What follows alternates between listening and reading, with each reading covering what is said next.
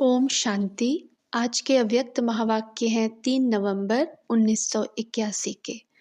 मुरली का टाइटल है योद्धा नहीं दिल तख्त नशीन बनो। दूर देश में रहने वाले परदेशी बाप दादा बोले, आज दूर देश में रहने वाले परदेशी अपने बच्चों से मिलने आए हैं। बच्चों को भी स्वदेश की स्मृति दिलाने आए हैं और समर्थ बनाए साथ ले जाने आए हैं। स्वदेश स्मृति में आ गया है ना। यह पराया देश और पराया राज्य है जिसमें पुराना ही पुराना दिखाई देता है। व्यक्ति देखो व वस्तु देखो, सब क्या दिखाई देता है? सब जर्जरीभूत हो गए हैं। चारों ओर अंधकार छाया हुआ है। ऐसे देश में आप सभी बंधनों में बंधे हुए बंधन युक्त आत्मा बन गए। तब बाप आकर स्वरूप और स्वदेश की स्मृति दे बंधन मुक्त बनाए स्वदेश में ले जाते हैं, साथ साथ स्वराज्य के अधिकारी बनाते हैं। तो सभी बच्चे अपने स्वदेश में जाने के लिए तैयार हो। वह जैसे आप लोग एक ड्रामा दिखाते हो, स्वर्ग में जाने के लिए चाहते हुए भी कोई विरला तैयार होता है। ऐसे ही बातें बनाकर चलेंगे चलेंगे कहने वाले तो नहीं हो। हिसाब किताब समाप्त कर लिया है, वह अभी कुछ रहा हुआ है। अपने हिसाब किताब के समाप्ति समारोह मना लिया है, वह अभी तक तैयारी ही कर रहे हो। ऐसे तो नहीं समझते हो कि अंत में यह समाप्ति समारोह मनाएंगे। समाप्ति समारोह अब से मनाएंगे, तब अंत में संपूर्णता समारोह मनाएंगे। यह पुराना हिसाब किताब समाप्त करना है। वह अब करने से बहुत काल के बंधन मुक्त, बहुत काल के जीवन मुक्त पद को पा सकेंगे। नहीं तो अंत तक युद्ध करने वाले योद्धा ही रह जाएंगे।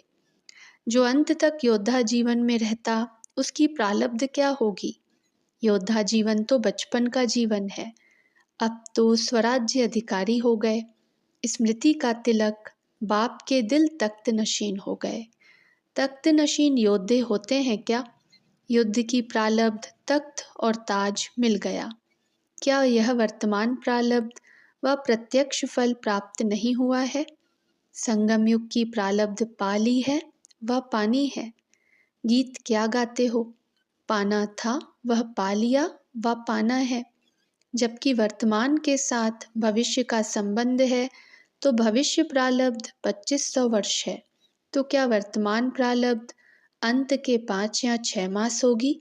वह 5 दिन होगी, वह 5 घंटे होगी, वह संगम का बहुकाल होगा।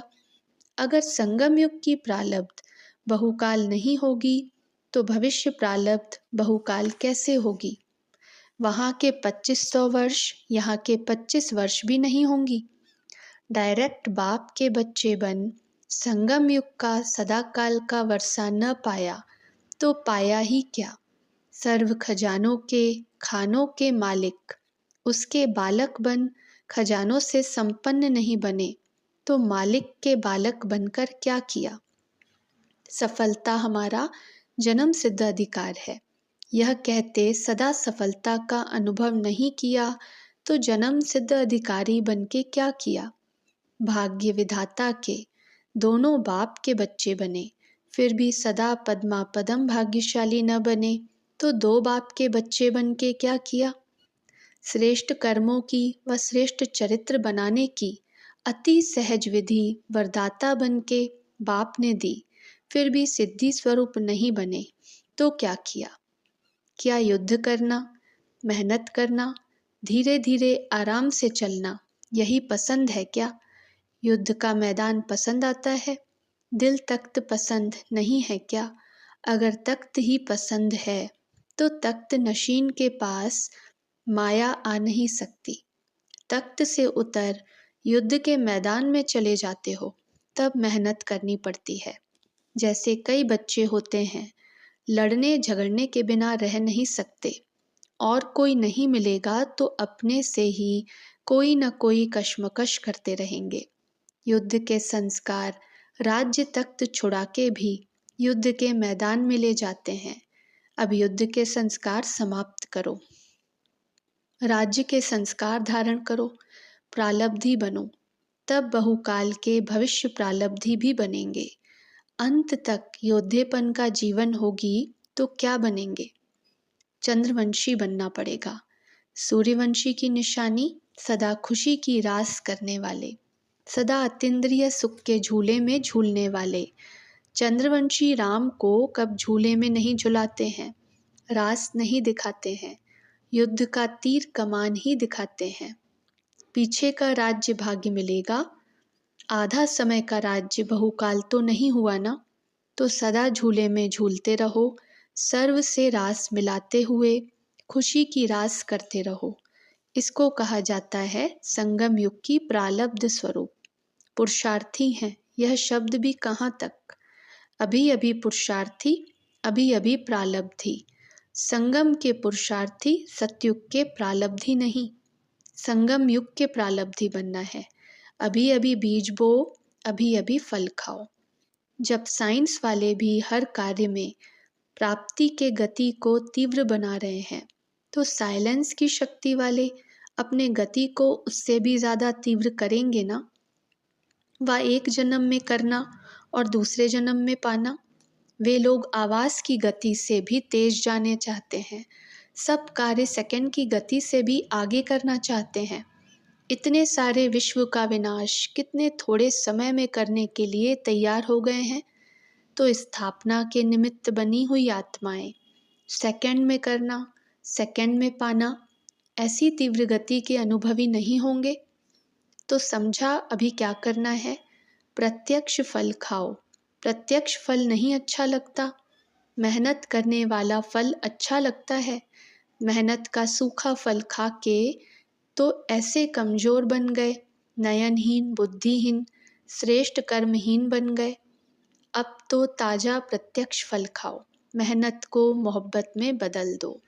अच्छा, ऐसे सदा राज्यवंश के संस्कार वाले, सदा सर्व खजानों के अधिकारी अर्थात बालक सो मालिक, सदा संगम युगी प्रालब्धि संस्कार वाले, प्रत्यक्ष फल खाने वाले, ऐसे सदा प्राप्ति स्वरूप, सदा सर्व बंधन मुक्त, संगम युगी जीवन मुक्त, ऐसे तख्त ताजधारी बच्चों को बाप दादा का याद, प्यार और नमस्ते। पार्टियों के साथ पर्सनल मुलाकात।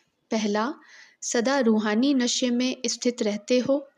रूहानी नशा अर्थात आत्म अभिमानी बनना, सदा चलते फिरते आत्मा को देखना, यही है रूहानी नशा।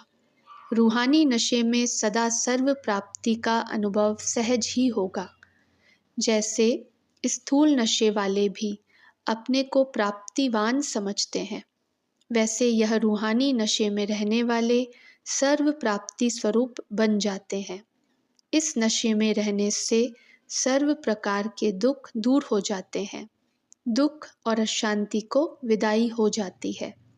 जब सदा काल के लिए सुखदाता के, शांतिदाता के बच्चे बन गए तो दुख अशांति को विदाई हो गई ना। अशांति का नाम निशान भी नहीं। शांति के सागर के बच्चे अशांत कैसे हो सकते। रूहानी नशा अर्थात दुख और अशांति की समाप्ति, उसकी विदाई का समारोह मना दिया, क्योंकि दुख अशांति की उत्पत्ति होती है अपवित्रता से। जहाँ अपवित्रता नहीं वहाँ दुख अशांति कहाँ से आई। पतित पावन बाप के बच्चे मास्टर पतित पावन हो गए। जो औरों को पतित से पावन बनाने वाले हैं वह स्वयं भी पावन होंगे ना। जो पावन पवित्र आत्माएं हैं उनके पास सुख और शांति स्वतः ही है। तो पावन आत्माएं, श्रेष्ठ आत्माएं, विशेष आत्माएं हो, विश्व में महान आत्माएं हो, क्योंकि बाप के बन गए। सबसे बड़े ते बड़ी महानता है पावन बनना। इसलिए आज भी इसी महानता के आगे सिर झुकाते हैं। वह जड़ चित्र किसके हैं? अभी मंदिर में जाएंगे तो क्या समझेंगे किसकी पूजा हो रही है। स्मृति में आता है कि यह हमारे ही जड़ चित्र हैं। ऐसे अपने को महान आत्मा समझकर चलो। ऐसे दिव्य दर्पण बनो जिसमें अनेक आत्माओं को अपनी असली सूरत दिखाई दे। दूसरा, सदा चढ़ती कला में जा रहे हो, हर कदम में चढ़ती कला के अनुभवी। संकल्प, बोल, कर्म, संपर्क और संबंध सब में सदा चढ़ती कला, क्योंकि समय ही है चढ़ती कला का और कोई भी युग चढ़ती कला का नहीं है। संगम युग ही चढ़ती कला का युग है। तो जैसा समय वैसा ही अनुभव होना चाहिए। जो सेकंड बीता उसके आगे का सेकंड आया तो चढ़ती कला। ऐसे नहीं 2 मास पहले जैसे थे वैसे ही अभी हो। हर समय परिवर्तन, लेकिन परिवर्तन भी चढ़ती कला का। किसी भी बात में रुकने वाले नहीं। चढ़ती कला वाले रुकते नहीं हैं, वे सदा औरों को भी चढ़ती कला में ले जाते हैं। प्रश्न, जो सदा उड़ते पंछी होंगे उनकी निशानी क्या होगी? उत्तर, वह चक्रवर्ती होंगे, ऑलराउंड पाठधारी। उड़ती कला वाले ऐसे निर्बंधन होंगे जो जहाँ भी सेवा हो वहाँ पहुँच जाएंगे और हर प्रकार की सेवा में सफलता मूर्त बन जाएंगे। जैसे बाप ऑलराउंड पाठधारी है, सखा भी बन जाते तो बाप भी बन सकते। ऐसी उड़ती कला वाले जिस समय जो सेवा की आवश्यकता होगी उसमें संपन्न पाठ बजा सकेंगे। इसको ही कहा जाता है ऑलराउंड उड़ता पंछी। अच्छा, ओम शांति।